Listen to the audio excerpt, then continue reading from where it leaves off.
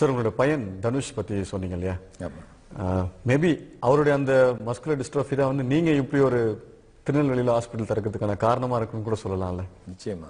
நேர்களே, myopathy institute of muscular dystrophy and research centre இப்ப பார்த்துட்டு வந்துடலாம்.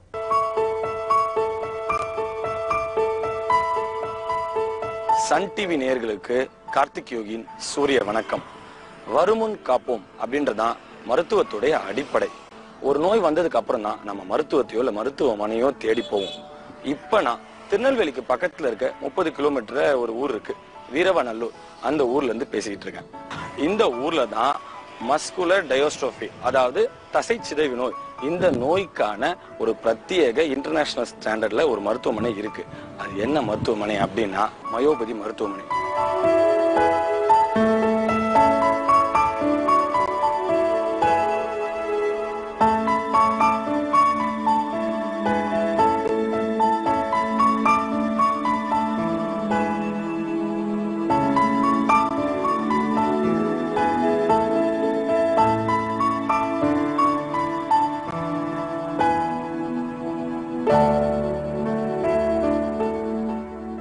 வணக்கம் சார். இந்த மயோபதி அப்படின்ற ஐடியா எப்படி சார் வந்துச்சு உங்களுக்கு? எனக்கு வந்து 2 பையனுங்க. முதல் பையன் 98ல் பிறந்தான், 2வது பையன் 2001ல் பிறந்தான். முதல் பையனுக்கும் 2வது பையனுக்கு 1 வயசு ஆகும்போது, இவனுக்கு கிட்டத்தட்ட 3-4 வயசு ஆகும்போது வித்தியாசம் தெரிஞ்சது, நடையில வித்தியாசம் தெரிஞ்சது. எனக்கு ஒன்றும் புரியல, என்னடா இவன் ஒரு மாதிரி நடக்கிறான் ஒரு மாதிரி நடக்கிறான் அப்படிங்கிறப்ப டவுட் ஆகி உடனே டாக்டர்ல கன்சல்ட் பண்ணோம். அப்போதான் சொன்னாங்க, இல்லை இந்த பையனுக்கு வந்து இந்த மஸ்குலர் டிஸ்ட்ரோஃபி அப்படின்னு ஒரு டிசீஸ் வந்து அஃபெக்ட் ஆகிருக்கு. இது எதனால் அஃபெக்ட் ஆச்சு அப்படின்னு கேட்டேன். இல்லை வந்து இது பை பர்த்லேயே வந்திருக்கு, இது வந்து ஜெனட்டிக் டிஸார்டரு. அது 10 தலைமுறைக்கு முன்னாடி யாருக்காவது பாதிப்பு இருந்தால் கூட அந்த ஜீனில் அப்படியே வந்து அது இப்போ பாதிச்சிருக்கலாம். நான் போகாத நாடு கிடையாது, எல்லா நாடும் போயிட்டேன். கடைசியாக அமெரிக்காவும் போய் அமெரிக்காலையும் பெரிய பெரிய டாக்டரில் கன்சல்ட் பண்ணி எல்லாம் பார்த்தேன். எங்கேயுமே இதுக்கு கியூரபிள் கிடையாதுங்க. இது வந்து ரெகுலராக அந்த குழந்தைய நல்ல விதமாக பார்த்துக்குங்க, இதுக்கு கியூரபிளே கிடையாதுங்கிறாங்களே அப்படின்னு நானும் உலகம் பூரா என்னைக்காவது ஒரு நாள் இதுக்கு வராதா அப்படின்னு தேடிக்கிட்டே இருந்தப்ப அவனுக்கு கிட்டத்தட்ட 9-10 வயசு ஆக போகுது. அது வரைக்கும் நடந்துக்கிட்டு இருந்தவன் ஓடிக்கிட்டு இருந்தவன் அப்படியே நல்ல மெல்ல மெல்ல மெல்ல மெல்ல ஸ்லோ டவுன் ஆச்சு. அப்பப்போ டாக்டரில் கன்சல்ட் பண்ணுவோம். சொல்லுவாங்க, இல்லைங்க 10 வயசுக்கு மேலே நடக்க முடியாமல் போயிடும். அதே மாதிரி 10 வயசு ஆகிறப்ப நட நின்று போச்சு, நடக்க முடியாமல் போச்சு. அப்புறம் வீல் சேரில் போக ஆரம்பித்தான். வீல் சேரில் போக ஆரம்பித்ததை பார்க்குறப்ப எங்கள் தாய் தகப்பனா எங்களால் சகிச்சிக்கவே முடியல. என்னடா நம்ம பிள்ளை இப்படி ஆயிட்டானே அப்படின்னு.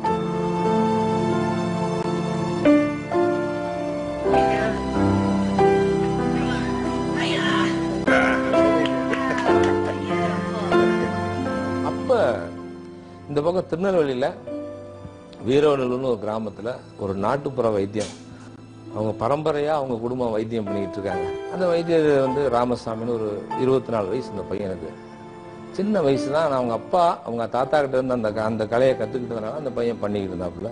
பார்த்துட்டோடனே அந்த பையன் சொன்னதை வச்சு எனக்கு ஒரு கான்ஃபிடென்ட் வந்தது.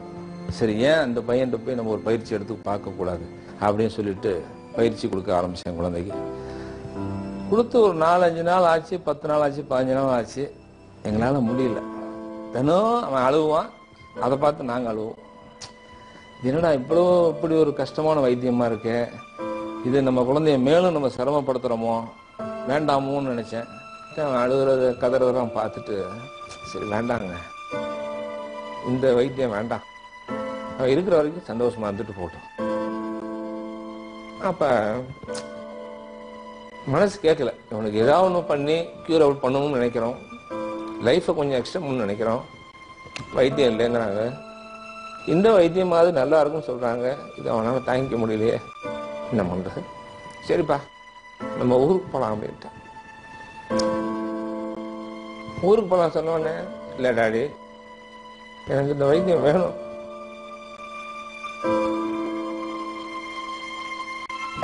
நடக்கணும், மெல்லமா பண்ண சொல்லுங்க.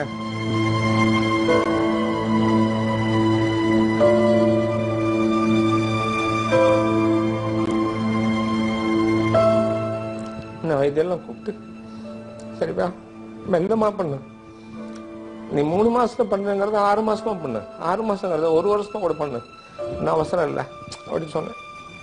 சரி என்ன பண்ண ஆரம்பிச்சான். கொஞ்சம் கொஞ்சமா பண்ணி இம்ப்ரூவ்மெண்ட் வந்தது. 1 வருஷம் கிடந்தோம். கொஞ்சம் கொஞ்சமா வந்து அவன் நின்று திருப்பியும் பழையபடி நடக்க ஆரம்பிச்சான். எல்லாம் ரொம்ப சந்தோஷப்பட்டோம். அப்ப என் குழந்தைக்கு இங்க பயிற்சிக்கு வர்றப்ப இடவசதி ரொம்ப கம்மியா இருந்தது. இவ்வளவு குழந்தைங்க வந்து என் குழந்தை மாதிரி கஷ்டப்படுறாங்களே, இவ்வளவு கஷ்டப்படுறாங்களே, வைத்தியம் நல்லா இருக்கு, குழந்தைக்கு இம்ப்ரூவ்மெண்ட் ஆகுது, ஆனா இவ்வளவு கஷ்டப்படுறாங்களே, ஏன் இதை பெட்டர்மெண்டா பண்ணக்கூடாது அப்படின்னு யோசனை பண்ணேன்.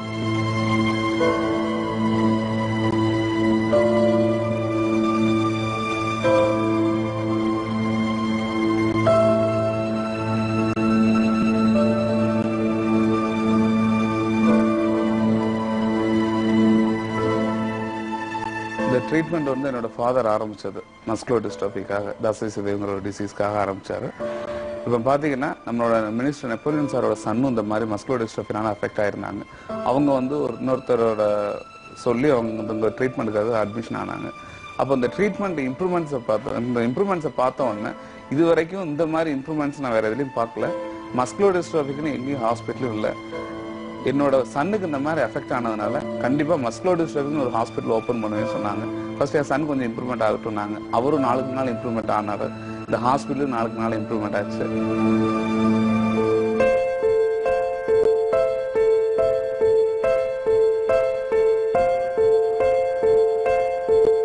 இதை பார்த்துட்டு நிறைய பேர் வந்து டெஃபினட்டா இந்த ட்ரீட்மெண்ட் எடுத்துக்கணும். It is adding lot of meaning to our lives.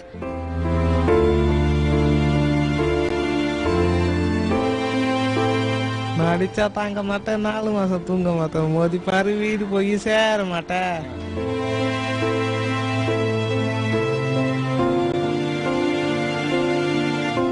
நான் நெப்போலியன் சாருக்கு தேங்க்யூ சொல்றேன்னா அவர் தான் எனக்கு நடவு வச்சாரு.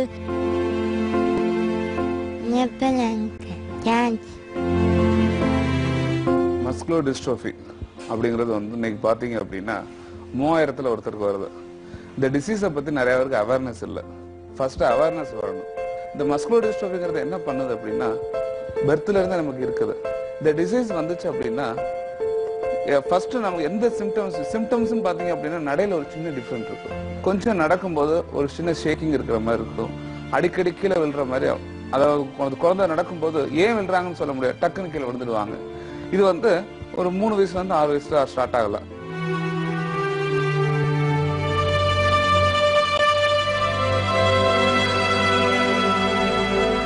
பிசியோதெரப்பி இங்கே வந்து எல்லா மாஸ்டர் டிகிரி படித்தவங்களால பிசியோதெரப்பி எல்லாருக்குமே கொடுக்கப்படுது. அதோட சேர்த்து ஆக்குபேஷனல் தெரப்பி கொடுக்குறோம். பிளே தெரப்பி மூலமாக இங்கே இருக்கிற ஃபங்க்ஷனல் ஆக்டிவிட்டி இம்ப்ரூவ் பண்ணுறதுக்கு எல்லா குழந்தைங்களுக்கும் பிளே தெரப்பி கொடுக்குறோம். அதோட சேர்த்து ஹைட்ரோ தெரப்பி பேலன்ஸ் இம்ப்ரூவ் பண்ணுறதுக்காகவும் ரெஸ்பிரேட்டரி மசில் இம்ப்ரூவ் பண்ணுறதுக்காகவும் ஹைட்ரோ தெரப்பி. இந்த மஸ்குலர் டிஸ்டர்பில பாதிக்கப்பட்ட குழந்தைகள் வந்து அவங்க வந்து அதில் தான் பாதிக்கப்பட்டிருக்காங்க. அந்த பேரண்ட்ஸுக்கு உடனடியாக தெரியாது. அந்த நட வித்தியாசப்பட்டாவே திடீர்னு கீழே விழுந்தாவே நீங்க அதுவா தான் இருக்கும் அப்படிங்கிறத யூகிச்சுக்கிட்டு இமீடியட்டா சம்பந்தப்பட்ட டாக்டர்ல அணுக வேண்டும். அதே போல நீங்க எங்களுடைய ஹாஸ்பிட்டலுக்கு கொண்டு வந்து வைத்தியர்கிட்ட காமிச்சிங்கன்னா கண்டிப்பா அது என்ன வியாதின்னு கண்டுபிடிச்சிடுவோம். அதுக்குண்டான பயிற்சியை உடனே ஆரம்பிச்சிடலாம்.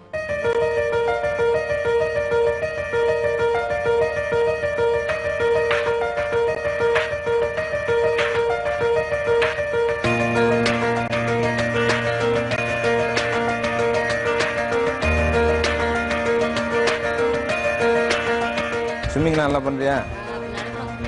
Very good, very good.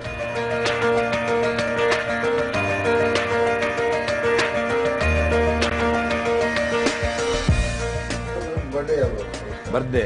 ஓ, ஹேப்பி பர்த்டே.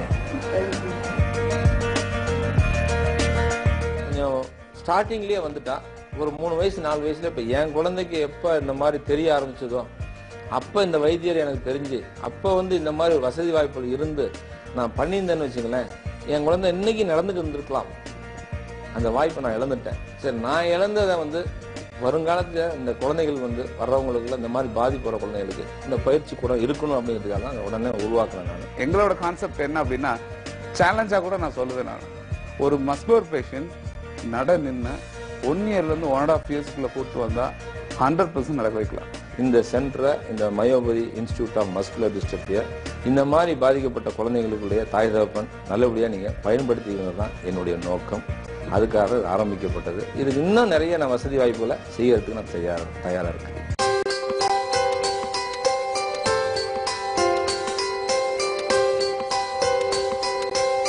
என்னுடைய குடும்பத்துக்கு அடுத்து நான் அதிகமாக நேசிக்கக்கூடிய இடம்னு சொன்னால் இந்த இடத்துல இருக்கிற அவ்வளோ குழந்தைகளுமே என்னுடைய குழந்தைகளாக தான் நினச்சி நான் பராமரிச்சுட்டு வரேன்.